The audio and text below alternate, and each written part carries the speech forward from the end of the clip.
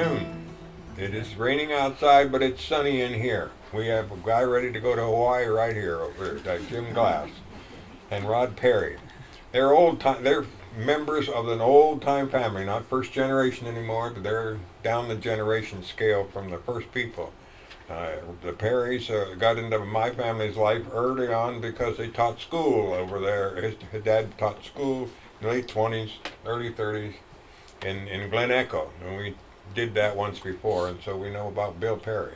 And Jim's family I got to know whenever his sister came down to Nooksack school to go, was in my class. And that was the first time I knew there were people that lived way up there in Van Buren. But he did, and he still lives there, and he knows an awful lot about it. And Rod comes from a long line, and they're both very good storytellers, so I'm probably going to shut up and let them have all the good time they need. And who's going to start? I'll Rod. Before we begin, I'd like to thank the Nooksack Valley Heritage Committee for putting on these events. Keeping the local history alive is important, and we appreciate that. I'd also like to thank the library for having it open for this event, and also the Washington State Library, where the Nooksack Valley Heritage pictures are, a lot of them are located. So, Jim? I'd like to thank Marv Fulner for helping with some of the research that we used, and also our technical man, my son Jamie, right there. He helped put together the slideshow we're going to use. So I guess we'll go from there. Very good. Before we begin, on the first slide, we'll show the first slide. Go ahead. That's this. Let's show this. This is. Oh, okay. This is a Google Earth of what it looks like now. That's my house. That's where my grandparents moved in 1927. So I live in South Van Buren. And you go up, keep going, Jamie, just keep going. And there is Van Buren right there at the crossroads. And then you go up a little bit farther and off, and that's the Perry farm. And so he's represents North Van Buren. This first slide is blank, and it represents the time before where we're going to start, and that was in we're going to start with a picture in 1857, 58. And what that blank slide represents, and I'll give it voice by reciting a little poem. And the poem starts out, we had to learn this in 3rd grade with Mrs. King. Where we walked to school each day, Indian children used to play, all about our native land, where our shops and houses stand. And the trees were very tall, and there were no streets at all, not a church, not a steeple, only woods and Indian people. Only long houses on the ground, and at night bears prowling round. What a difference, place today, where we live, work and play. So the first people here were the Native Americans, and they had a big village here in the Everson area, Deming area. Up where Van Buren area were more camps. I know when my grandparents moved there, my dad said when they cleared part of the land, they found an Indian camp in the back there. The old Beaton Gillis told about the round rocks were what they used as a sweat lodge. And so I have 3 artifacts here I'll pass around that we found on our property over the years. And so we'll pass them around, and you guys all take a look. Just hold that up just for a second. Okay. 2 of them we dug up in our garden when we were working the garden, and they look kind of chewed up, but that's because they went how many decades of going through farm machinery before we uncovered them. And so there's your first history. And then, okay, James. This is a picture of a boundary map.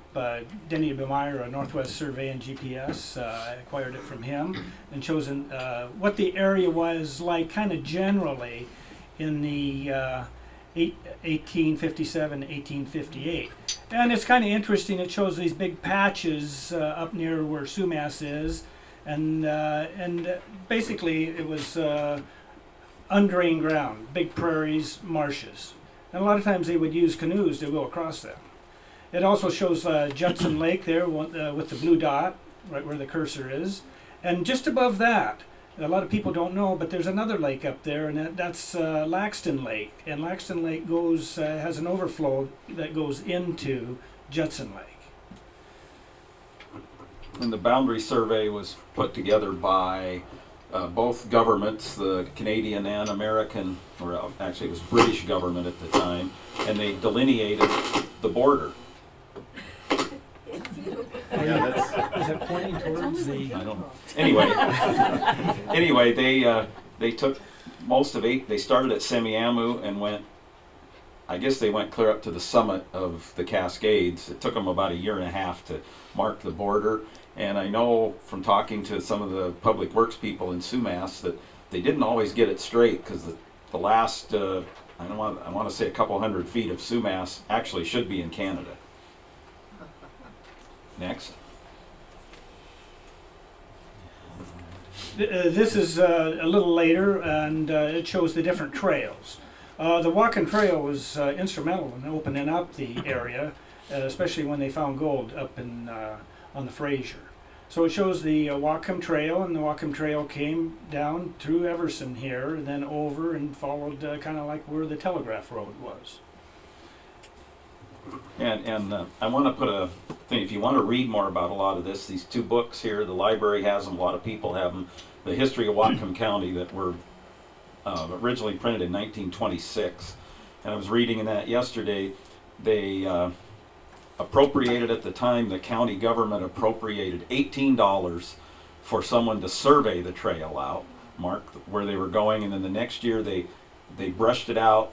It had to be, the people that took the contract to do it, it had to be 6 feet wide so a pack horse could get through, and any down timber had to be cut 8 feet wide so the horses wouldn't hang up on it. Okay, James.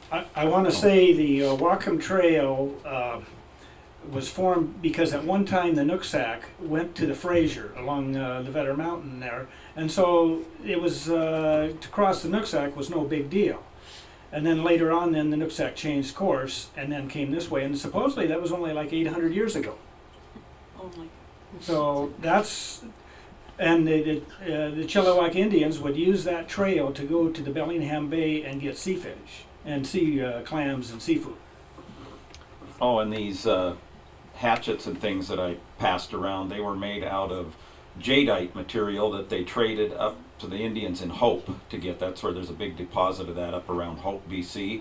And so they traded, I know Dale Hudink out at the very end of the Jones Road. That was the edge of Sumas Lake. They find lots and lots of these there. That was the only way around the edge of the mountain, and why they lost them, we don't know, but they find a lot of them out there in their property. Go ahead, Jamie, next.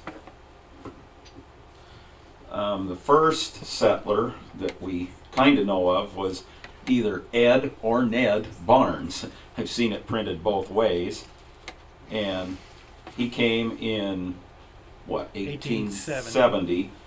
And he settled on Barnes Prairie, which is, we think, right near where the Van Buren store is. You heard the story. He was 1858.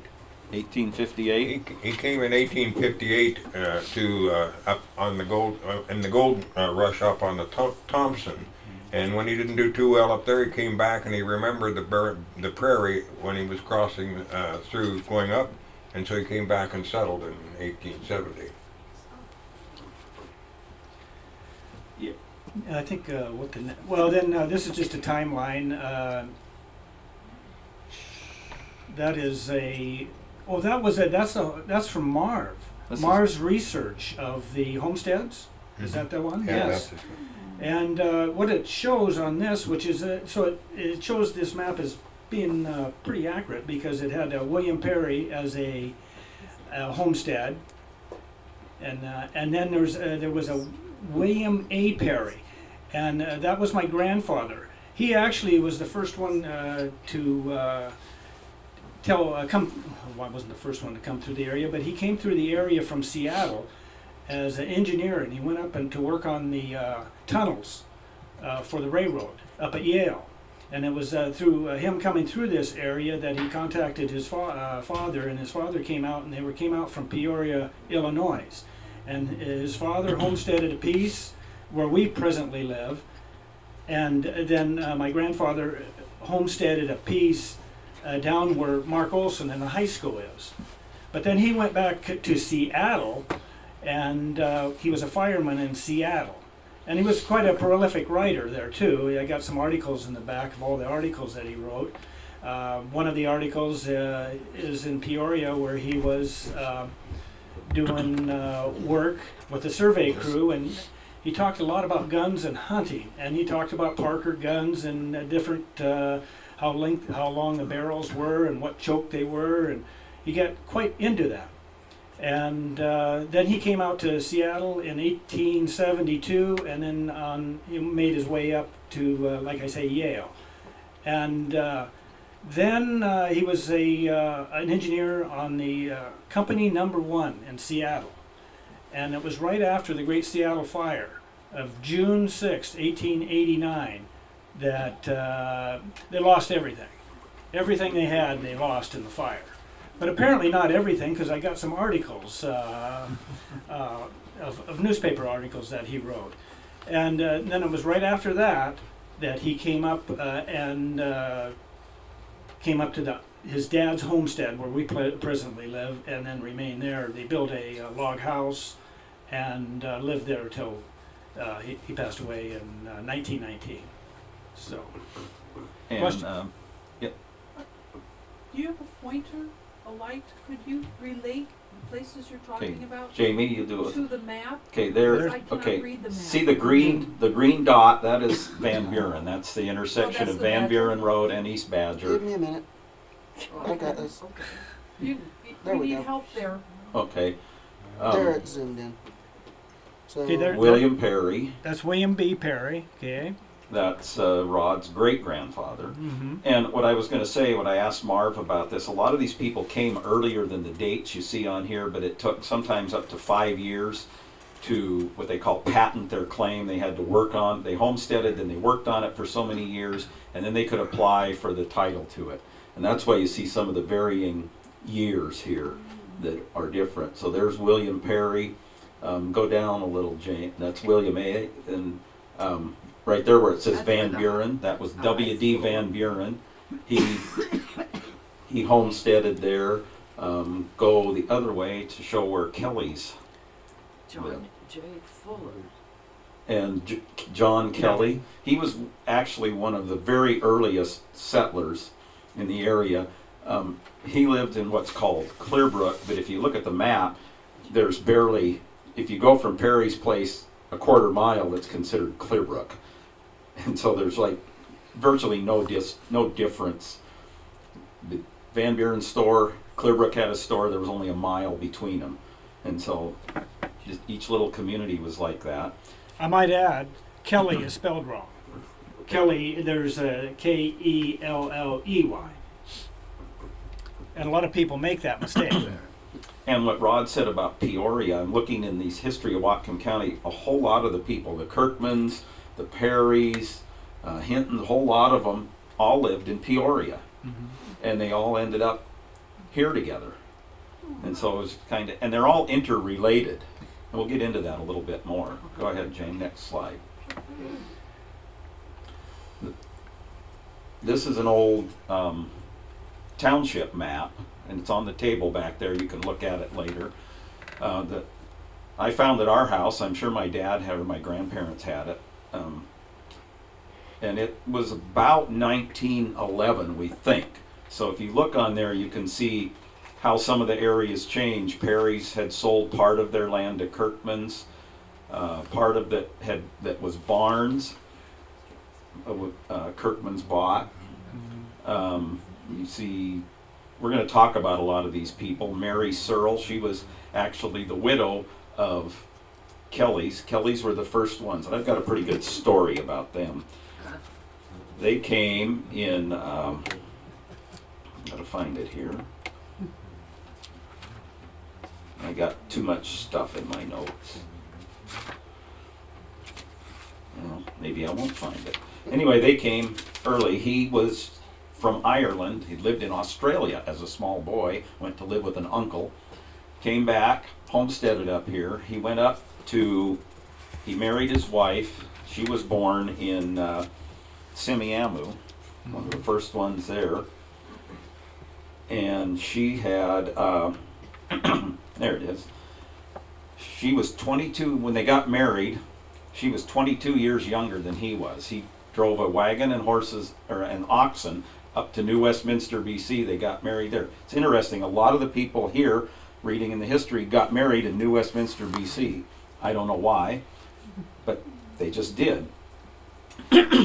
They first lived in a little split cedar cabin, and then they built a big fancy house in 1889. And the house, later on when the railroads came through, they rented rooms to the people working on the railroads. And they also rented rooms to other people. An interesting little side note was one of the, it said in there they had no particular religion, but they hosted a lot of traveling preachers. And when the priest came through, he insisted that they had to have a Catholic wedding, so they went ahead and had another wedding. And so they were married twice, so they covered all the bases. And when her husband died in 1906 from blood poisoning, she married the Searle, and he'd been their hired man. He had worked on the farm there, and that was very common. When the husband died, a lot of times the hired man, the wife just married him, and they just kept right on farming. Okay, let's see, they grew hops. That was a big thing in the area. They were one of the first ones that grew hops. And it said on the little flyer for this, it talk about quirky characters. Well, Rod and I are pretty quirky ourselves, but they had, this is a story she wrote, that they went cougar hunting. Whole bunch of guys, and they had hound dogs and everything. And they wounded this cougar, and it kept trying to get up a tree, and the dogs kept pulling it down, and they were afraid of that. So finally the cougar ran into a hollow log, and he had a fancy dog, hunting dog named Dennis Carney. Strange name. And the dog ran in the log after it. Well, Henry Ellers, which is one of the other early settlers, this was a whole community hunt, he crawled in the log after it to save the dog. So they had to crawl in and pull him and the dog out, save him from the cougar. The cougar came back out, but by this time they were out of ammunition, so they beat it to death with their guns. And said it measured over 9 feet long. So that's just a interesting little story. Where Kelly settled originally was called Hog Prairie, and Mr. Barnes had brought in a bunch of hogs, and they got loose. They called it a prairie. They were more likely just swamps, and they said there were a lot of ferns, like head-high ferns. And the little story said where the Indians used to hide. The local Indians would hide in there when the northern Indians came down on raids, and so the hogs got in there. They liked the fern roots, and they started tearing everything up. I think I've got a slide on that. We do yeah, right there. If you want to read that, I think you can read it. But Hog Prairie, the hogs kind of cleared things out for them to start farming, and then they cleared more land. Well, Hog Prairie, Mrs. Kelly said that they got their mail, and their address was Hog Prairie, but they thought that wasn't a very nice name for the post office, so they changed it to Clearbrook. Mr. Fuller gave it the name Clearbrook. Says that there on there. Okay, Ron. It also said he sold out and went on a voyage. Well, that's not the way I understand Go it. back to the. He died and was buried on Hog Prairie by a cherry tree on the property. So whatever you read, sometimes you got to question. Amen. Another thing on where Kelly's homesteaded was right next to, I call it Cummings Creek, but modern day is Pangborn Creek, and they camped out there because there was fish available. the salmon would come up and spawn, and that stream, there was also Clearbrook stream, the salmon would spawn, and actually Squaw Creek down where we live. So there was an abundance of food there, and then they ate the fern roots too. So that's one of the reasons the Indians camped up on that area. Let's go to the 1943 photo. This is a 1943 picture. You can see in the very corner, it's secret. Well, the government flew over in 1943 and took pictures of this whole area. And so these are really big files, so you can expand them and take a look at what was there. There's our house. Yeah, there's where the glass house is, and then there's where Gillis's, and then there's the that would be the Blaine Sumas Highway.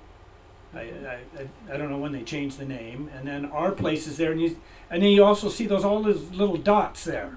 Well, that's an orchard. Back when people had lots of orchards, and they raised their own food. So, and then it's showing the railroad. Now we're coming up, there's some more orchards you can see up in there. And this is the Hinton place. And what's interesting about the Hinton place, you would not know it, but the barn is way down in the field. It's not that way now, it's higher up. And you also see a lot of little buildings. Well, some of those buildings are from when they had the sawmill there. The Hastings Shingle Mill at Van Buren was in that area. You go a little further, you notice where the Van Buren Road, it splits over.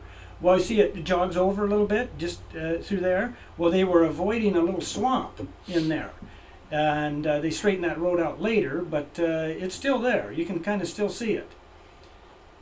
And then the next place up, let's just go further up. Next place up, this little area in here. Does anyone know what that is? That's a school. That's the Clearbrook School, District number 13. And then the school was over to the west, and then the hall.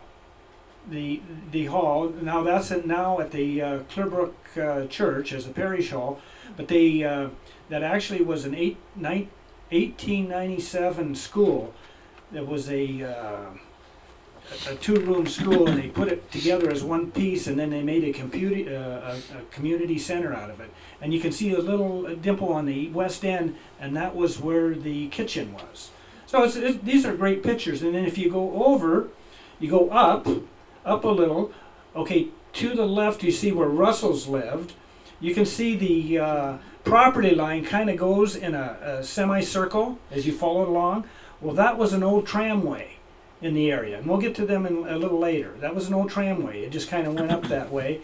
And now to the east is where the Kellys, you crossed over the railroad, and this is where the Kellys, there's the barn, and we're going to show a little later about the barn. And then you see all those trees. Well, that's where the hanging gardens of Clearbrook were. Yes. Mary Searle knew all these plants and had plants, and people would come from far and wide to look at her garden. So that's the hanging gardens of Clearbrook. Okay, next. And you get to see it. We've already kind of looked at this. This is just a Google Earth view of the area, and we'll go back to that a little bit later. There's Hinton. That's where the school would have been. Yeah, The Right school's in there. up, yeah. Right there. right there. So that Okay. would put the hanging gardens there. Okay, let's go next. We already talked about barns and about Perry's and a little bit about Kelly's. So we can go on to the next, okay, go ahead, Rob. Oh, yes. Kelly's, Walter Kelly. Yes, farmer Walter Kelly. He was a boxer. He actually boxed here, if you at Grills Hall. Grell's Hall and Grills Hall here in Everson. What it shows here is his record. Now, if you go up a little bit, it shows his record. He had 4 KOs. He was not knocked out anytime, and he had 3 defeats. But it took a toll on him because he was pretty much had all concussions, and it ended up later in life. Reached for the door and hit the wall, and you got a story. Okay, next picture. Hey, see this wagon load of loose hay. Everybody used to put in hay loose before they had balers. And this happens to be my father standing on top of a load. But next picture, Jane. This is how they did it. They had a loose hay loader that you towed behind your wagon, and the hay went up, and then people on the wagon used pitchforks to stack it so they could get a bigger load. And story Rod's dad told, his brother Bob and I did a lot of the haying together. We were always on the wagon or up in the hay mow. But his dad told the story of Walter Kelly. And nobody in the all the neighbors used to work together. They'd all work together to put their hay in. And nobody wanted to work on the wagon with Walter Kelly because he was so punch drunk he kept falling over. And here, you got to hold this, Rod. He always fell backwards. So when he'd go to fall backwards, he had a pitchfork in his hand. He'd throw it over his head and stab it in the hay behind to keep from falling down. And anybody in the way got stabbed. So nobody wanted to work on the wagon with Farmer Kelly. Okay, next. And there you go. This is we talked about the rise, and now this is the fall of the empire. This is the last remnant of the Kelly empire that was burned on the 30th of May, 2010, I believe. I think that's what it said. Yeah, there was a Google Earth picture. I think that might be coming. This is a Google Earth picture of that. I happened to be looking at the tramways, and I saw this smoke, so I followed the smoke, and they happened to take a picture when they burned that. It shows the fire trucks out there, and the barn burning. Now it's almost collapsed, and that was the last remnant. They had an empire at one time. They owned about 300 acres in our area, and pretty much. I'm a commissioner at the cemetery too, but in about 40 years after you die, nobody knows you. You wouldn't even know this exists. And Jim mentioned the house. It was a 3-story house, and apparently he had hit John Kelly had hit gold up in Canada, and that's how they had the money to build that house. And that was actually before the railroad went through, so that was quite a feat and a lot of money to build that house. And it was long gone by this time. I worked on the farm there. I used to work for Bill Tyus as a contractor, and on the farm there we did a lot of work a few years, and the house was still there at that time. It was abandoned, and we did look through it. It was an amazing house, 3 stories, huge bedrooms, huge kitchen and everything, because they used it as a boarding house. And one of the other interesting stories about Mrs. Kelly, she weighed about 120 pounds. And before the roads or the railroads went in, she told it was no problem. She would walk to the crossing, which was Everson, and buy a 90-pound sack of flour and carry it all the way home on her back many times. She was just a little bit of a thing, but somebody had to provide. They had a bunch of kids and everything, so they had to do it. Next.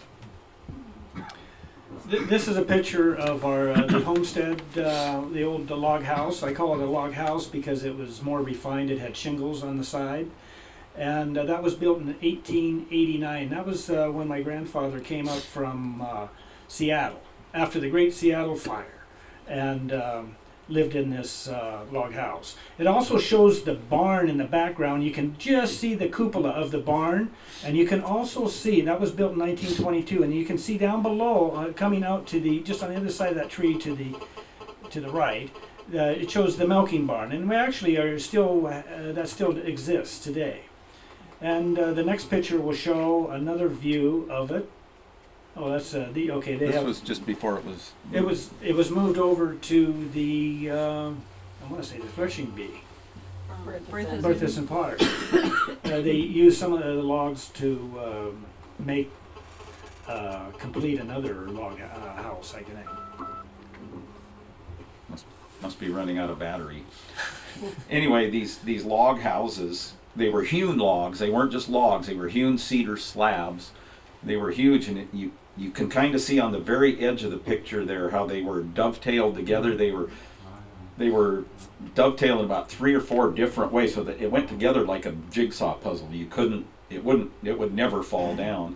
And these houses were built by the Goodwins, And they built houses all over the area. In Van Buren area alone, there was one there. There was one on Berenson's farm. There was one on the farm that John Vanderveen has on the Lindsay Road. There were a lot of them, and there's still one that we know of standing that they built. And that's on the Goodwin Road, kind of right across from the mushroom farm. If you go there, it's back off the road a little ways, but it's still lived in. People have remodeled it, and they live in it. And that was the Goodwins. Interesting note on that last picture, there's they planted black locust.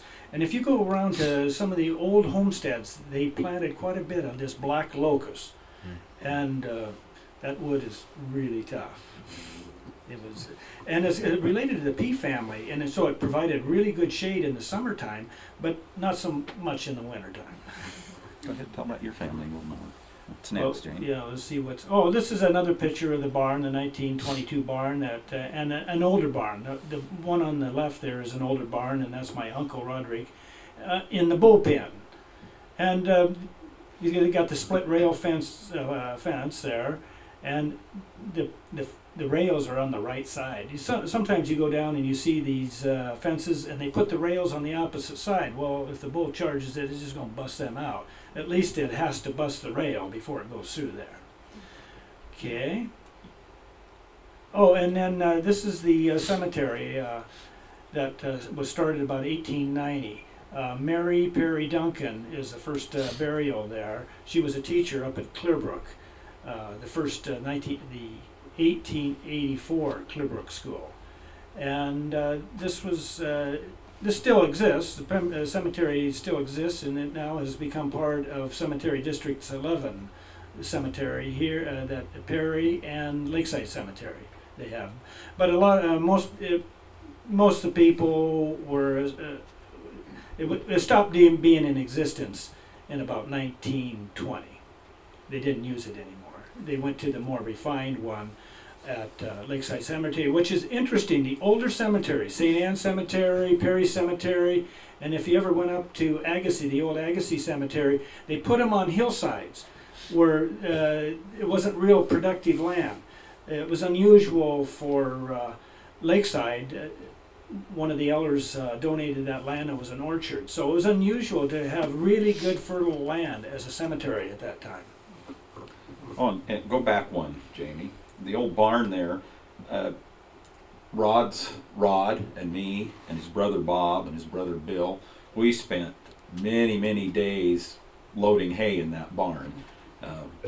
Rod and his dad on the wagon, and Bob and I up in the haymow stacking it all away. And they used, interesting, tell them about the hay forks. Yeah, they used the hay forks in these barns with the Jamesway hay carriage.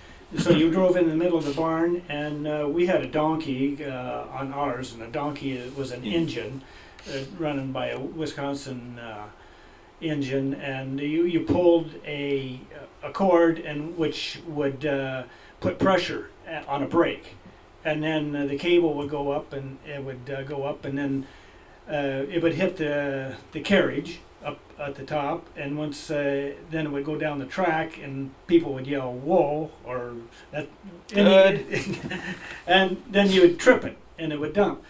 Actually, you could unload hay faster and easier than with an elevator in one of these, because it did all the work. You just had to move the bales around.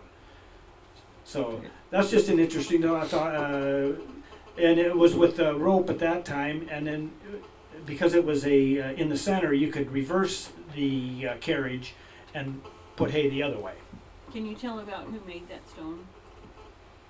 Oh, my Mary Agnes Perry made that stone because pretty much all the headstones are in disarray, and there's only a few that you A can lot of read them were wood. Most were wood. There are a few old headstones, and you can actually tell in a cemetery, the older ones, they're four-sided and quite high, and that way they could put more than one person on that. They can put actually 4 people on one headstone if they wanted. So that was in 1962. That headstone was made by my aunt, Annie Mary. Next. This is a picture of the house. We went through the old log house. Well, the reality of it is they didn't live in those old log houses very long. They were too cold. They didn't have the refinements. Now, when the railroad came through, you had sawmills, you had cut lumber, and there was a lot of changes in houses. And this actually is a 1908 Sears house. You could go online. I want to say online. You could By mail. you could go online through the catalog and order a kit house, and you could have the little French. I want to say you could have the dormers. You could have a little French cove on the one side. You could, and porches, whatever. And so Sears made a lot of these kit houses between 1908 and 1940. And if you go to Bellingham, you'll see a few more of these houses. So there's quite a few around. It shows my grandfather. He looks like Mark Twain in the picture. And he wrote quite a few stories for, I think, American Field and Stream, the precursor. I must be pointing to something. And in one of the contests, he won a gun. And it's a Winchester. It's a 50-110 repeating rifle, 1889. I didn't bring it here because some people get obsessed with, gun collectors get obsessed with something like that. And so he wrote quite a few stories, and it also shows on the house, and we can learn from the past. We don't have to just visit the past. We can learn from the past. You see the molding on the pillars there. Well, there were too many trees around there, and the humidity was too high, and a lot of that wood just rotted away. So if you ever have a house, keep your plants away from it so it can breathe. Okay, and this is another picture of it, and it's still it was a grand old house back in 1908. My dad's family had there were 6 in his family, so that's when we had winters. Look at that. Nice picture. And then in 1919, they moved the Clearbrook Weather Station. The Clearbrook Weather Station started in 1903 up on the hill at Clearbrook.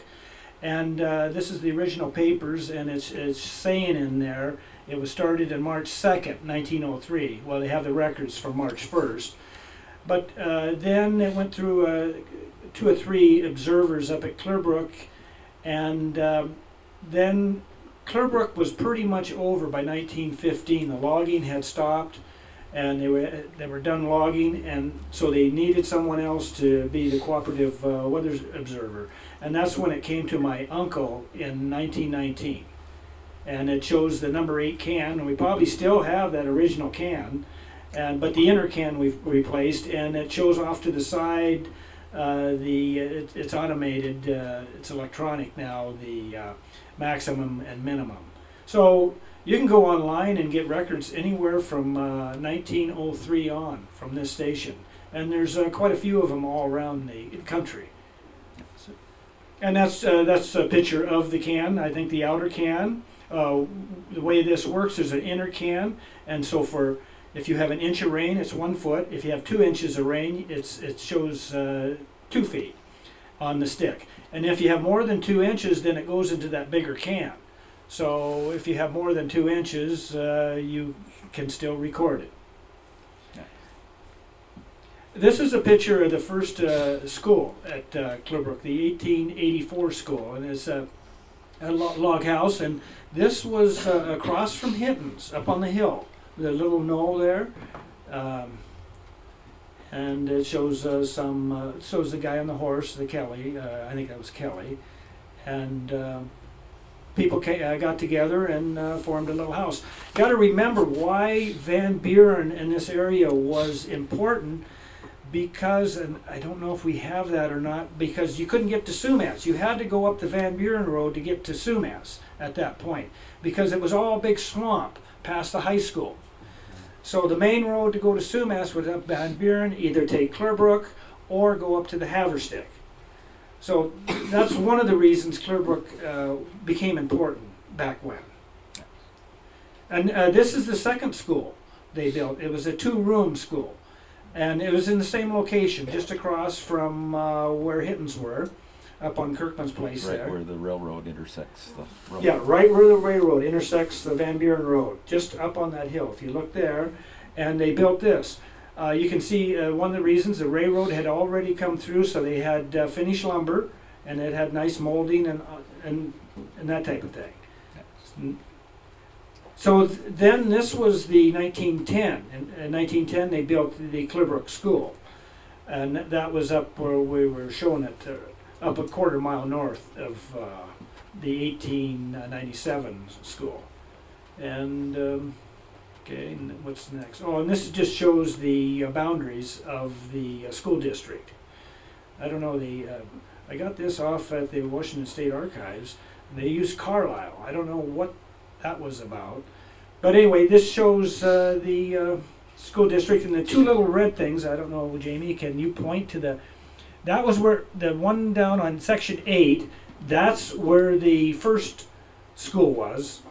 That's across from Hinton's, and then up the road a little bit, just north of the Meadowdale Water Association now, is where the school, Otto Grape is placed right now.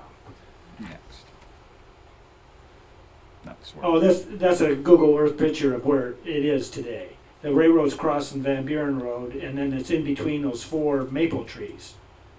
If you went by there, you'd never know it exists. In fact, I went to the people in the house there and showed them the picture of that 1897 school, and they couldn't believe it. They had no idea.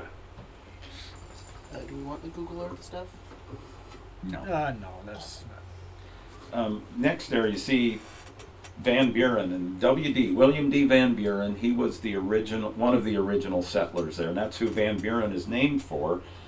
And that name because he started the first post office in Van Buren. And in 1891, and this tells on here the different postmasters they had over the years. And the little post office stood, we'll show it on Google Earth later. If you go past my house heading north, and there's a big house and a riding arena and everything on the side of the road there. Out kind of in front of that along the edge of the pond there's an old black walnut tree, and that's right where the post office stood. That was on Mr. Van Buren's property. And one of the interesting stories my dad told, when during the Depression, when nobody had any money, the young men of the area, he was one of them, and my uncle and a bunch of them, they would go there at night and had a little stove, start a fire, and would play cards for matchsticks because nobody had any money, but they had to have something to do, so that was kind of the gathering place. And then a little bit later, I don't know what year, they moved it a little bit farther north to what we call Aunt Sarah Robertson's place. They use it as a chicken house, and we do have pictures of it here coming up eventually. That's it right there. Now it's at Pioneer Park in Ferndale, and it wasn't a very big building. But I remember as a little kid playing in that old building there at Aunt Sarah's place, because and they had little chicken places for the chickens inside and all that. It was kind of an interesting little history. I want to say on the previous slide that I got that information from Ask the Librarian at the Washington State Library. You can ask them, and I got information about the Van Buren post office. It was in the postmarked, I believe, the book. Van Buren, Clearbrook, any of them around here. Everson had a 3-page one right up on it. So the library system is great when you want to know something. So that was Mr. Van Buren, and he was a very interesting old character. Another thing, just across the railroad tracks from where this was, on the west side, there had been a brick factory at one time. You'll find it. He'll show you where it is. There had been a little brick factory, and for some reason, it had been originally on Mr. Van Buren's property, and I don't know whether he had sold the property or not, but from what I heard from my dad's stories and what Gillis, right about there is where the brick factory was. There was a spur on the railroad tracks there. Didn't they mine clay there? And they mined clay right there in the side of the hill. Well, anyway, Mr. Van Buren was an ornery old guy, and he went up there to yell at whoever was running the brick factory. I don't know who it was, but anyway, the guy pulled a shotgun, and you see just to the north of where the factory, there's a big swamp down in there, a pond, and right there, and he made he told Van Buren, he ran him down into the swamp and told him if he moved out of there, he's standing there about hip deep in water, screaming at him, said, if you move, I'll shoot you. And made him stand there for a few hours before he let him go. So that's just another little interesting tidbit that comes from the neighborhood there. Okay, where are we at next, Jamie? Oh, the Hastings Shingle Mill. That was right where Hinton's farm is, right where the road intersects, Van Buren Road intersects the railroad tracks. And my dad said when it was, when they first moved there in 1927 at our place, they could hear that shingle saw going all night long. Just you could hear that zing, zing, all night. They evidently ran 2 shifts, and it was, I don't know when they tore it down. Do you have any idea, Jim? The mill pond is still there, where they rolled the shingle bolts in on the train, rolled them off into the pond, and then they pull them over and into the mill as they used them. Next. So, well, we'll go back a little bit. A couple of the other early settlers in the country were the Kirkmans and the Hintons, and everybody was interrelated at that time. Mrs. Kirkman was a Perry from Peoria. They moved from Peoria, so they'd been married back there.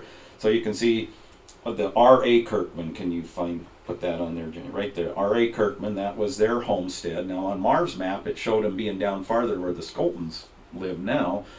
But we don't know. At one time, it said in the book they owned 300 and some acres there, so we don't know exactly where they could have owned all kinds of land there.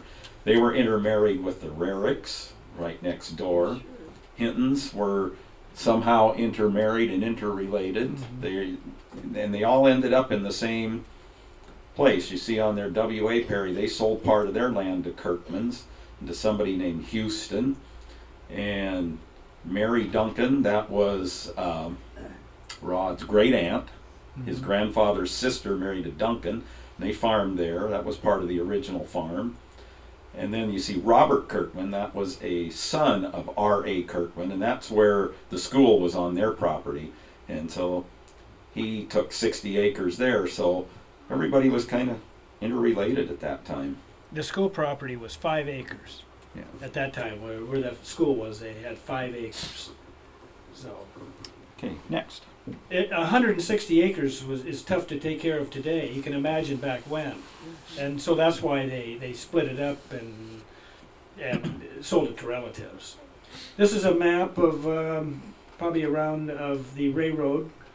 The railroads came through, and Can you the enlarge it? Bellingham Bay and British Columbia Railroad came through in about 1891. So that really was a driver of the country. It opened up the country, and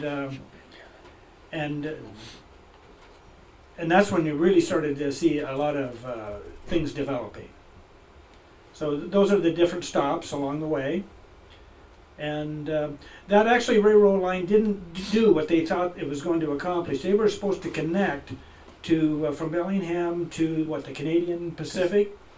Yeah. And that didn't materialize. The main railroad went to Vancouver, and so they made this railroad work by doing a lot of logging with the tramways, and then they also went up into the hills up towards Glacier. And that's when they did a lot of logging from up there, and also then they got the limestone quarry. So Which quarry? the limestone Limestone quarry up there by Columbia Valley, and I can remember as a kid, Rod can too, every night about 9 to 10 o'clock, here came the limestone train down the hill with limestone, went to the cement plant in Bellingham, and so they made a lot of money off of that. Each little place, some of these actually had depots. Everson had a depot, Clearbrook had a depot, Van Buren I think at one time had a little depot, but most of them had little sidings there. Okay, James, next. And currently, all that exists of the Bellingham to Sumas line is the Sumas to Linden. Yeah, Right. Runs now. The only thing left is from Sumas into Linden. they call it the Linden Industrial Spur. Oh, this is the little tramway that was in the area. It was a little light gauge railroad, steam, and they were taking all the logs out of the area. This happens to be up on the Northwood. There was one tramway that went went through, actually Left hit. Clearbrook. Well, left Clearbrook. There was that one that left Clearbrook, went up the hill by the Haverstick, where the Haverstick gravel pit, went about a quarter mile north, and then went along the lower edge of that rise there, all the way towards Judson Lake, and then crossed over Southwell, and then crossed over Haverstick again, and ended up out past Hammer, out in that area. There was another one earlier that, and I showed that earlier, that was up by Russell's, by Kelly's, that bent around and then ended up crossing Trapline and out just in an area just below the, just south of Lakeside Cemetery. And the third one went through Hittens and went through Hittens and then crossed Trapline and ended up on the, let's say, the south end of that swamp, just north of the Badger a ways.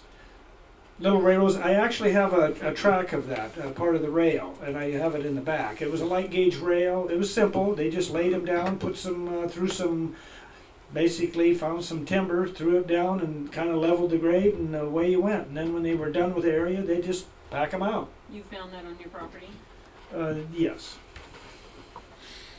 Yeah, the main railroad came through in 1891. Both the Bellingham Bay in British Columbia and what's now the Santa Fe over there that went through Nooksack and on to Sumas. Both of them came at that time, and that opened up the country for settlement. And in fact, the first Van Buren store, Beaton Gillis told Dad that on the place just north of ours on that hill, there's a little dugout. It was just an area dug out of the hill. And I always wondered what that was. And he said, well, that was where the first store was. Somebody who had the first store, maybe Van Buren did it, kind of made a little dugout, lined it with some logs, and made a little building, and it faced the railroad. It was just a few feet from the railroad tracks. And that was the first Van Buren store. Okay, next.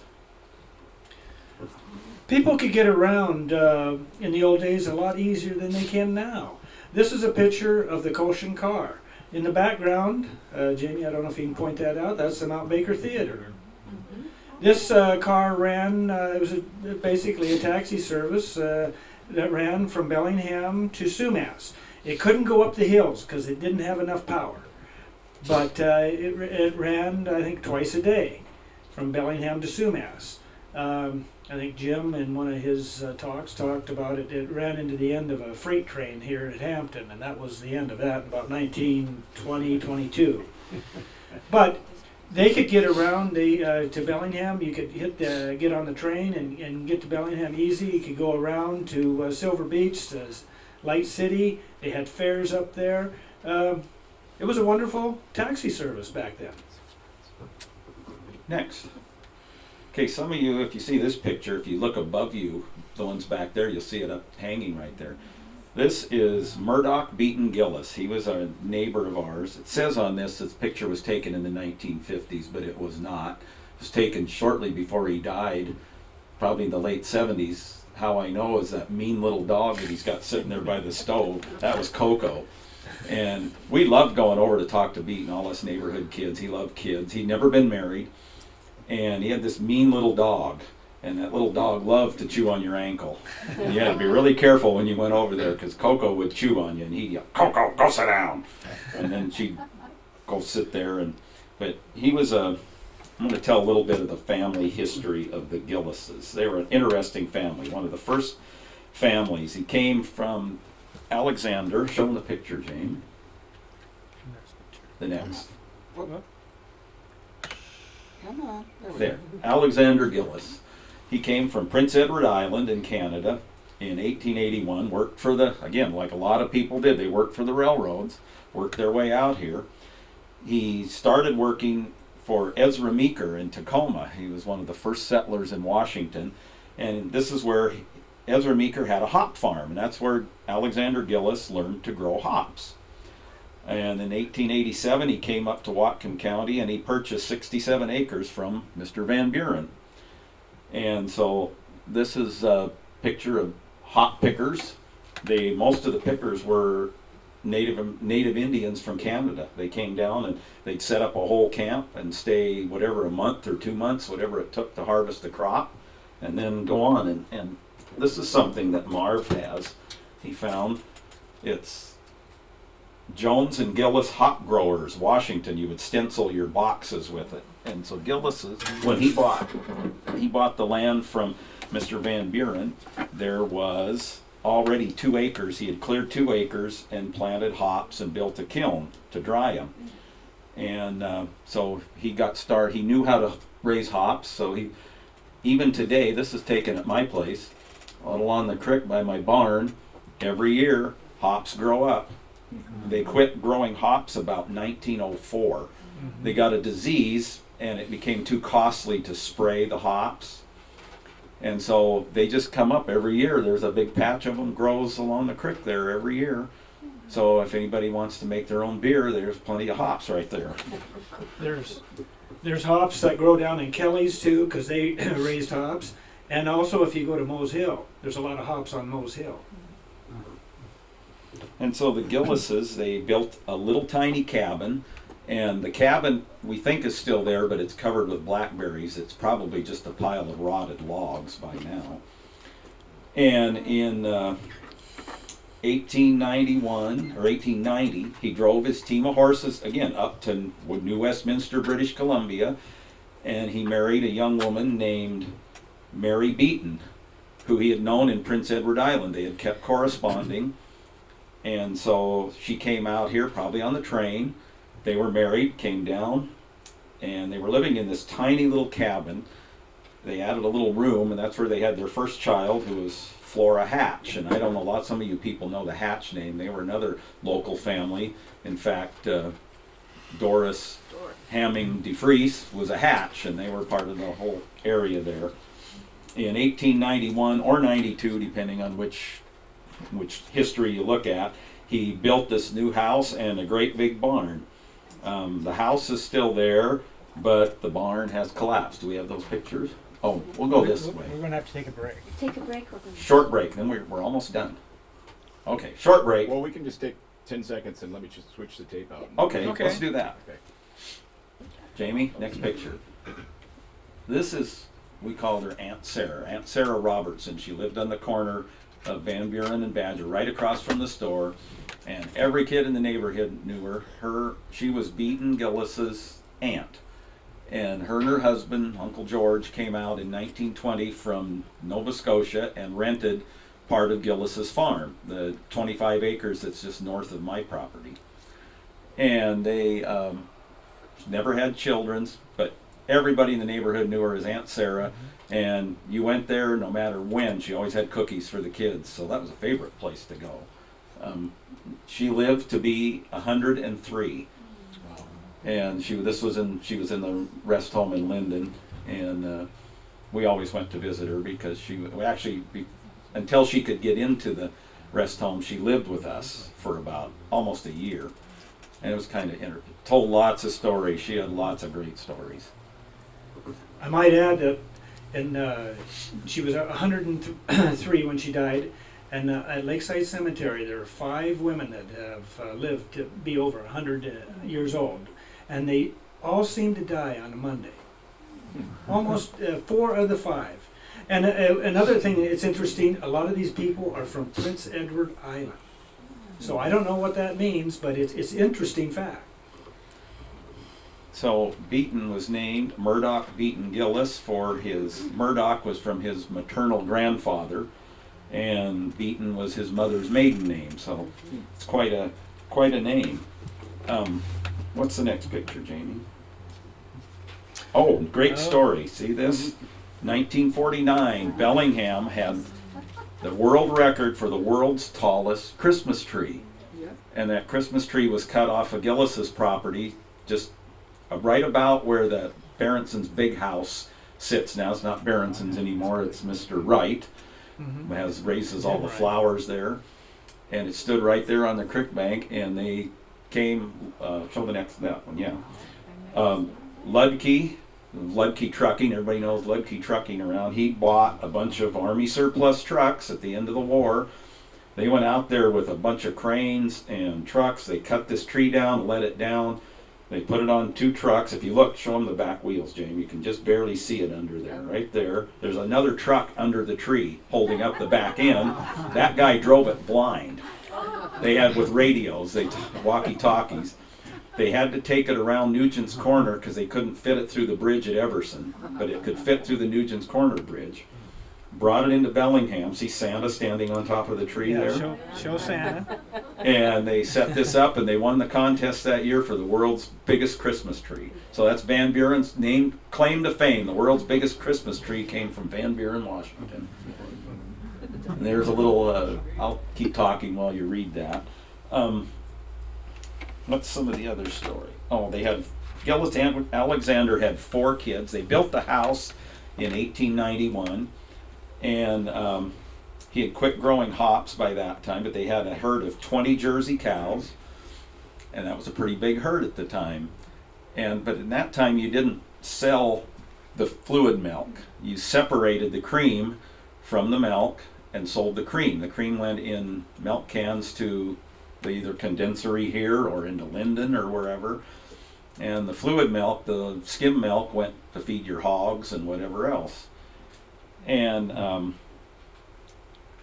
he milked those cows up until the early 1960s, and then he quit milking himself and he rented the farm to Ted Vanderveen.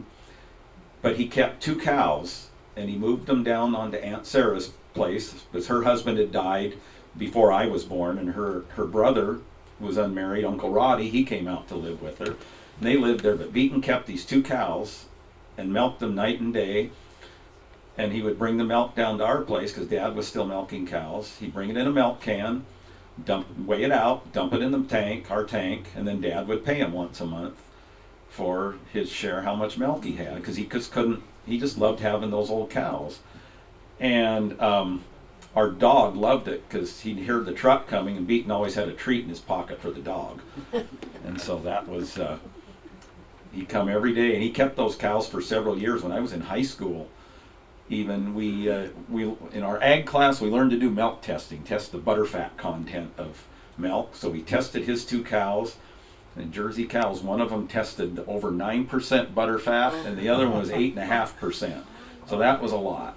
And finally, those old cows died, and Beaton kind of gave up on that then. But he kept the farm. He kept going. When Vanderveens moved, he rented the land half of it to Berenson's, half of it to Skolton's. And a lot of this property, I got another artifact here to show you, and you can come look at it. This is a piece of clay tile that Beaton Gillis probably put in himself. When he died, his only living relatives were up in Alberta, and he died in the middle of winter. And so we kept his diaries. Alexander had kept a diary from the day he came to Whatcom County all the way through, and then Beaton kept it up until the last year or 2 of his life when he got dementia. And we kept those until his niece could come down and get them from Alberta in the summer. So we read them. It was amazing, this stuff. There was things like every day, and Beaton's name was Murdoch Beaton, but his dad called him Tim. We don't know why. It would say in there, Tim milked the cows, Tim tiling in the potato field. So they put in miles of this drain. The land was really wet in the flats out there. It was very wet, and they had to tile it, and he did it all by hand. They dug it by hand, and we learned from somebody that some of this is 12 feet deep. They dug 12, because when I worked for Tyus's, we retiled that whole farm with backhoes and modern equipment. His tile was laid absolutely perfect. They went over a quarter mile, almost a half mile, and came out lower than the grade we did. And they did it. He had a level on a tripod, just a regular level like you'd use to level a board, with peep sights attached to it and a stick, and you would use that and go along and shoot your grade. And they dug it, and they had tiling tools. They could dig it, and then they'd smooth the bottom, but you could stand on top with this long handled thing. You'd set the tile in like a little basket, drop it in, bang it together, and do the next one. They didn't have to get down in the ditch to do it. And one of the things they said, this ground caved in really bad. It was so wet, so they figured out a way to dig that deep. There was a couple of guys, they said, and I don't know their names, Dad said they were a couple old Swedes. That was their job. They would do it in a northeaster. They would dig down as far as they could, till it started to cave in. Then they'd let it freeze overnight. The sides would freeze. Then they'd go down the next little layer the next day, however many feet they could do in a day, until they got where they wanted to be. The sides would stay frozen. They'd lay the tiles, fill it in again when it thawed in the spring. So they did miles and miles of this. The tile, they went, hauled wagon load after wagon load from Everson, from the crossing where it got unloaded there at the depot. And the original drainage that everybody did was cedar puncheon. And that was just big cedar slabs. You'd lay 2 on a side and 1 across the top, and you'd leave that in a ditch. In fact, wasn't that many years ago, there was still one on our property. We took it out when we put a drain in, a new drain, but they worked forever. Let's see. Oh, the great one. Reading. Alexander could not spell. He could not spell to save his life, so you had to really work your way through his writings. But Beaton joined the Army in World War I. He worked, said 26 months on the wagon train. He was a teamster, worked with the mules that they used to haul all their stuff. While he was gone, he actually, one of the problems he had all his life, he had been gassed in World War I with the mustard gas, and it affected his lungs, but he was still a hard-working man. But we read the Armistice Day entry that Mr. Gillis put in. It said, "Peace on earth." He spelled it peace, P-E-A-S, peace. "Peace on earth. The Kaiser gone to hell and his damn war over." And he lived to be until 1941. Him and my grandfather were good friends, and Dad said they would sit together in rocking chairs on the porch and shout at each other because they were both pretty well deaf. They didn't always know what each other was saying, but they had a great conversation. So, one of the things, Rod now did this with me. He had a cider press in his milk house. And he had it set up with an electric motor so you didn't have to crank it. And he let anybody in the neighborhood could use it.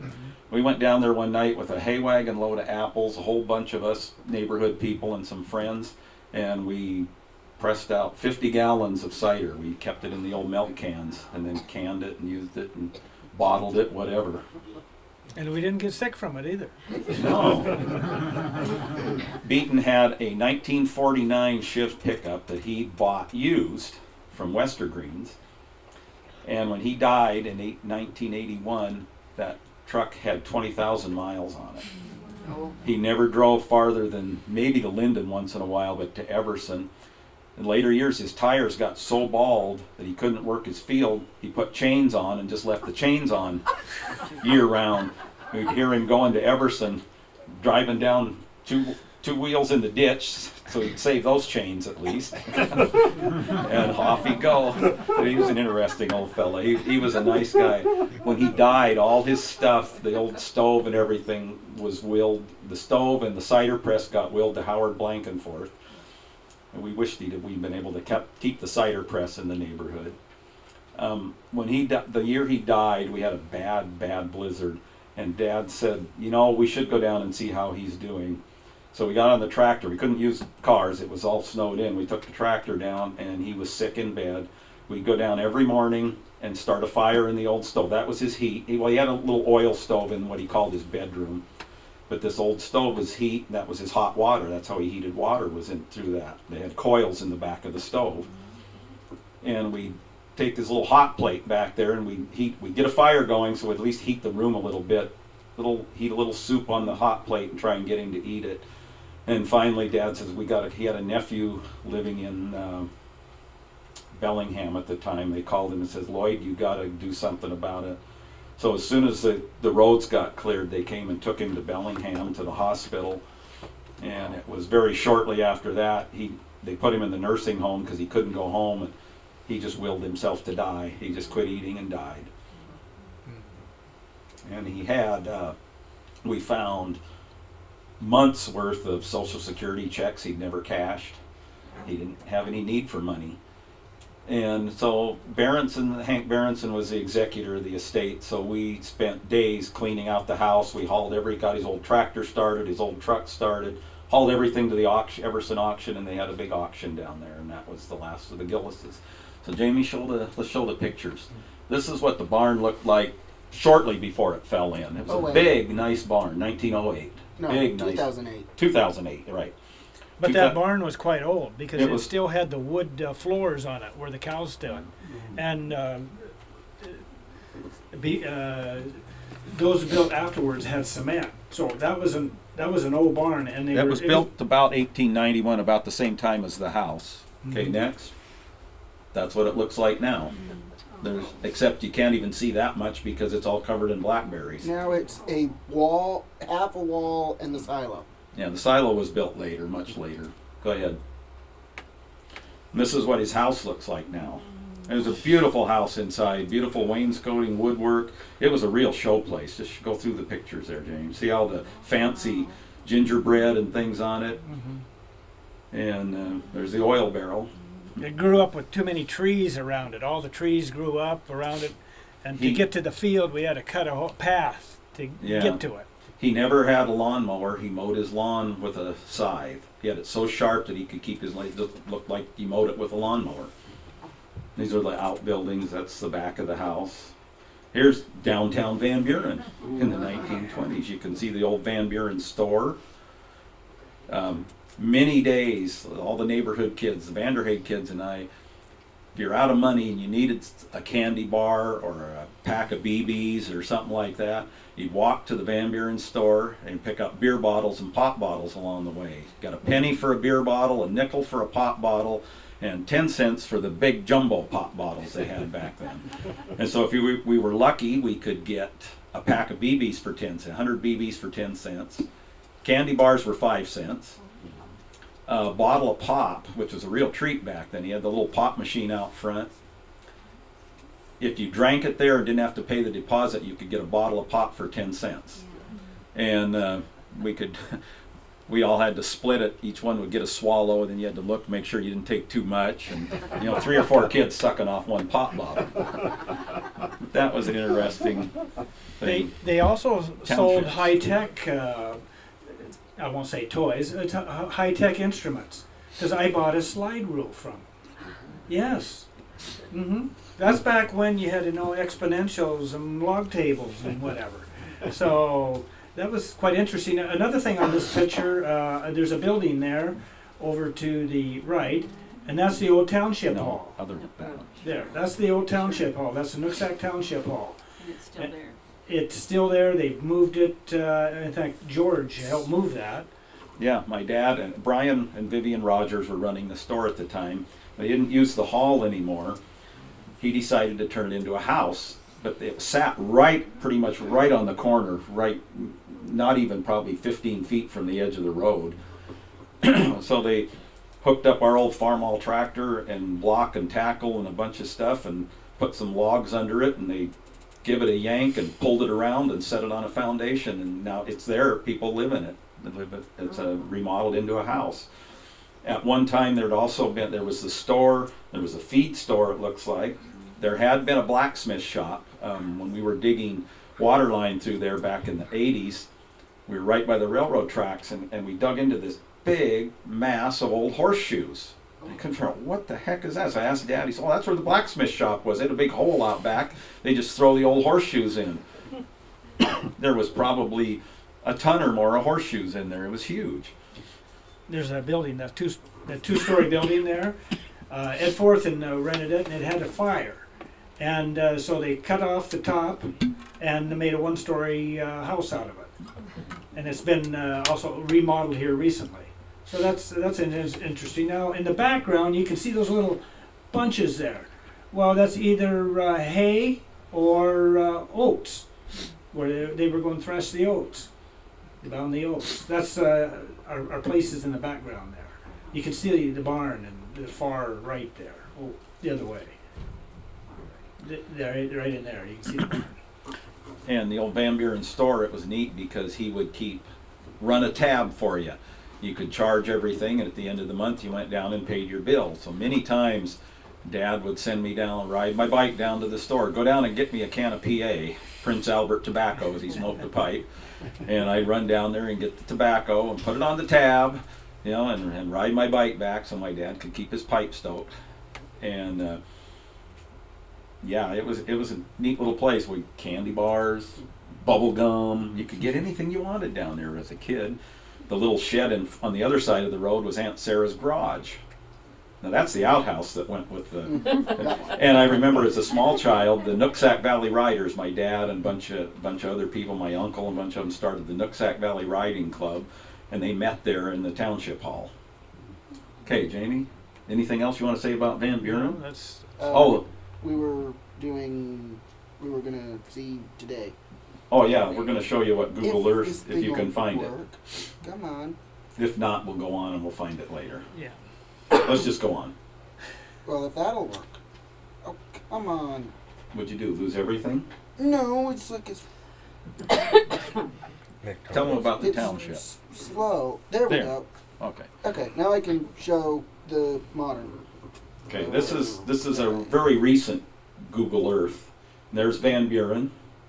There's the house. there's the Township house. Hall, The old store next door. and Oh wow. Oh, he could show street view. Yeah, they had gas pumps right out by the road for when I got my first car. For years, the price of gas at the Van Buren store was $36.9 a gallon, and that's sort of $5. You could fill up, go cruise the bay, cruise Bellingham, and have gas left over. Right, Merle? Brian also put in a Yeah. few lots for. And Brian Rogers also made a little RV park there for a while. You could park an RV in there under that tree. It had like 5 spots with hookups, and the old gas pumps were right there on the road. It was interesting. You never needed anything else. My dad told the story. One of his relatives was a little kid. He loved cookies, but Dad wouldn't let him buy cookies. So he said, Dad, one time, I need to know how to spell cookies. Would you write it on this piece of paper? So he wrote cookies on there, rode down to the store, got himself a pack of cookies because Dad had written cookies. He said, Dad wants me to get cookies. So that's how he got cookies from the Van Buren store. There's a little, back there on the counter, there's a plate. We got a few pieces of it. It's from the Van Buren store 1909 calendar plate from Kirkman Brothers. And my children did an archaeological expedition under our house when they were little and could fit under there. And they dug up this plate. We couldn't find the other pieces. And in a moment, I'll tell you the story of why that was under there. Let's go on, James. This is my family. It was my family. come on. There we go. My grandpa Ed and my aunt Alice. The little boys in front. That's my dad, George Glass. That's my Uncle Ray, the next one, and their family. And they bought the place we live in 1927. And they bought it from Mr. and Mrs. from Mrs. Nutter. Mr. and Mrs. Nutter had got a divorce. Mrs. Nutter was Herb Hatch's aunt. They had got a divorce. He moved to, they owned land, the farm across the road. He moved over there. She stayed where we live. And the house there, what's the next picture, Jamie? Come on. Well, anyway, I'll tell the story of the house. Despite him, she had the house torn down and built a new house on the same foundation, which is the one we live in now. That was in 1918. As Beaton Gillis told Dad, said, yeah, when I went away to the war, there was one house there. When I came back, there was another house there. And just despite him, she did that. So this old plate, and there was other stuff under there, when they burned the house or whatever, that must have just got dumped under there, and they just built a new one over top of all the garbage. That's kind of interesting. This is my dad. Babe and Nell, his horses, the big Shire horses. It's at the plowing match at Linden. Next. This is the horses. They've been hauling hay. You can see the hay wagon in the back, and they're just getting a drink probably at noon down in the creek there behind our house. Next. There's Babe and Nell again. There's our house. That's the house was built in 1918. This is Babe and Nell and my mom and my sisters on the sled back there. That was long before I was born. And the little dog was Tip. This is our old barn. They had a big old hip roof barn that burned when I was 2 years old. And I have a faint memory of my grandma taking me on the back porch and watching the barn burn. It burned in early December. They think from electrical problems. That's where the old barn sat. And that's it there. That's two of my sisters and my cousin Gerald. And Gerald's on Pokey, June's on Pal, and I think it's my sister Joyce holding a cat. Are they the twins? No, June and Joan were twins. Joyce was a year younger. And Gerald was a little bit older yet. And that, you can see where the cable coming down, that was how they lifted the hay up into the barn, either loose, at that time probably loose bales, and that rack on the back of the wagon was for holding loose hay. Next. That's me and my grandma. I was just a little shaver. She lived with us. Grandma Glass lived with us. Well, up until she died when I was about 8 years old. Next. There I am starting my cowboy phase of life. That's our family, my mom and dad and me, and point out, got him? No, point out Joyce. There's Aunt Joyce. There's June, Joan, and Barb. And my nephew Ken's sitting in the back, that's his mom. And they're in front of our house. Next. There's the next phase of my cowboy life. There's those wonderful, they called them car coats. My sisters had car coats. Had to take a picture out in the snow. Me in my little snowsuit. Seemed like I wore that thing summer and winter forever. Probably didn't, but next. Something on the truck. That's our old Dodge truck. George worked for my dad. My dad was a teacher, and then George worked part-time for him, and apparently there was fertilizer on the truck, so he had stopped by and for lunch or whatever, and that's the old Dodge truck. It shows the signal, what do they call that? The signal, No, right on the side of the rack. yeah, Up. the signal arm. No, up, right by the cab, right by the window. Okay. The signal arm, you'd move a little lever up front and point it out. Well, if you did that today, no one would know what you're doing. Okay, next. There's my sisters and me hauling hay with our old farm-all tractor. And we owned land across the road from our house at that time. We had a strip 100 yards wide and half a mile long, and that had been bought from the Nutters that went. Originally our place was 36 acres. Next. There's our horses, Pal and Ginger, my dad and my sister June and I. I grew up riding horses. I loved horses until I got old enough to have a car. And then the horses went out the window. There they are again, 1958. There's my snowsuit. They seem like summer, winter. And my sisters with the sled with Pal, the horse. There's me and my dad in front of the house. There's our new barn. That was built in 1958. And looks like they were still working on it when this picture was taken. Is that still there then? Yeah, that's the barn we use now. The little shed in front, if you went back to that other picture, you notice the shed was off to the side of the barn. Well, that's the same shed, so they just moved the barn over a little bit when they built the new one and then cleared out the remains of the old one. And my family was real important, and everybody got together and did things, you know, families. There's my cousin, riding on my cousin Bud's shoulders, Bud Forthen. A lot of the Forthens lived in that neighborhood. My cousin Gerald behind, and a couple other Forthen boys. And I like this picture because it shows my uncle's old Packard car. There I am driving the old farm-all again, and my nephew Ken has the farm-all now, and he's kind of restoring it. Next. Okay, this was, I don't remember what birthday, but there's, let's see, right from that side, that's Rod's brother Bob. That's me. That's Paul Carlson. Norma Jo Perry, she's sitting right here in front. And Valerie Carlson. And we had my birthday party. And that's one of the first days of school. At what year, I don't know. Winter, the creek, we used to get a lot harder winters, and the creek must have frozen over pretty good because they let me out there on a sled. And there's our horses. This was taken in 1964. I remember we had a winter with lots of snow, and we had a little sled, we had a seat on it, and we spent a lot of time out with the horses riding around in the snow. And when I was 12, my dad, I came home from school one day and he said, I want to show you something. I went out behind the barn. He had plowed up a strip, planted corn in it, and said, this is your corn. You're going to take care of it, and then you can sell it. and make some money. Well, I didn't really want to take care of corn and sell it, but I didn't have much choice. So we had a little horse cultivator, so we used PAL hooked up and we cultivated the corn and I sold it. I think I made $50 that first year, and I thought I was wealthier than all get out. And this last year was our last year for selling corn, because my boys decided they didn't want to help with it anymore either, so we don't raise corn to sell anymore. There's our Guernsey cows. That's Dad and I buzzing wood with the old farm awl. We've got a buzz saw, and you cut your wood in pole lengths and then buzz them up into lengths. We did that for years. That's Mom and Dad doing it there. There's my dad on the old farm awl. We'd probably just taken the big old trees down that were in front of the house. Okay, that's it. Oh, one thing I forgot to mention. See this high chair sitting here next to Jim?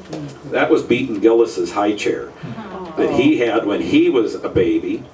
He gave it to my parents when they had the twins, because they only had one high chair and they needed another.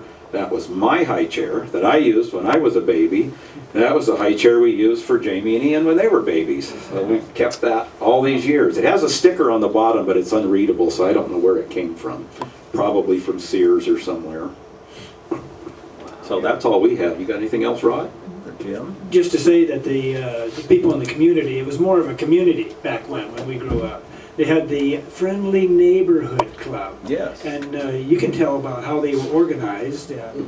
Well, all the ladies in the neighborhood got together. It started as a home demonstration club where they would do things. My Aunt Ida started it. And then it just morphed into the Friendly Neighborhood Club, and all the ladies would get together at somebody's house once a month. And they had tea and cookies, and I don't know, I wasn't a woman, so I didn't get to go. They must have talked about things, probably about their husbands and their kids and everything else. But that went until, gosh, I don't know when.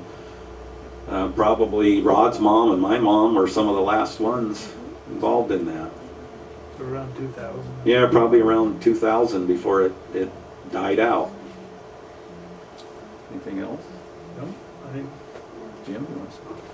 Well, thank you all for coming. Questions? Anybody got questions on anything? We'll be happy to sit around and answer them if we can. When did the Van Buren store actually close down? I want to say probably about 1980. There was, when Rogers sold it, a couple people bought it, and it kind of, but that time it was getting to where the little neighborhood stores just didn't make it anymore. They turned it into kind of a hobby store for a little while. They wanted to sell hobby stuff, and that never went. And then if I remember the story right, the people that were living there got arrested for selling drugs out of it. that was the end of the Van Buren store. And I like to hear you tell about the township form of government. Yeah. the township form of government. Yeah, Washington, Whatcom County was one of two counties that had the township form of government. Started in about 1911 and went to 1969. And the township form of government took care of the roads, took care of the ditching, took care of the cemetery, and what else did they take care of? They took care of a lot. And so it was quite an efficient form of government. But what put the township out of business, so to speak, is the garbage dump. The liability on the garbage dump was too much, and at that point the county took over. So it was a kind of an efficient way of doing it, but now we have a cemetery district, fire districts, all that. And there's quite a few layers of government there, and state audits for each entity. So it's something that was in the past, and it's not going to come around again. Yeah, my dad and Joe Miller and somebody else that I can't remember, they were on the township board for years. I remember having township board meetings at our house in the evenings where they had to discuss finances and everything. Any other questions? Like I said, there's things back there on the table to look at. That real old map is a township map of the Nooksack Township. It went from the Massey Road on the south to the Trapline Road on the west, which actually is a misnomer because the West Trapline Road should be the West Township Line Road. That's what it was named. But somebody changed the name way back when. Went up to the Canadian border, went east the odd thing is the little bit, the Jones Road, the Rock Road out east of Sumas, because the mountain was in the way, it was more efficient to just attach them to this township than put it in the one they were actually in. It's unusual to have a township. There's more than one township. And How that many was unusual. square miles? It's It's a whole 8 township. 8 by 8 or something like that, or 10 by 10, whatever. It's quite a few square miles. Anyway, any other questions? Are most of these families buried at the Lakeside Cemetery? Some of them are at Perry Cemetery, and most of them at Lakeside, yes. And Most the Perry of the Cemetery's original. on, What's where's that? the Perry Cemetery? On, On the Perry Farm? on our farm, yeah. It's just west, on the west side of the railroad tracks. There's a pond in there. If you look up, you'll see some evergreen trees, and that's where it's located, on the high part of the hill there. How many people are buried there? Do you have any idea? Oh, there's only about 20. Some of them were reinterred at Lakeside back in the 20s. Any other questions? If not, just enjoy looking at it. I think, Chris, that there's some goodies back there. Yeah.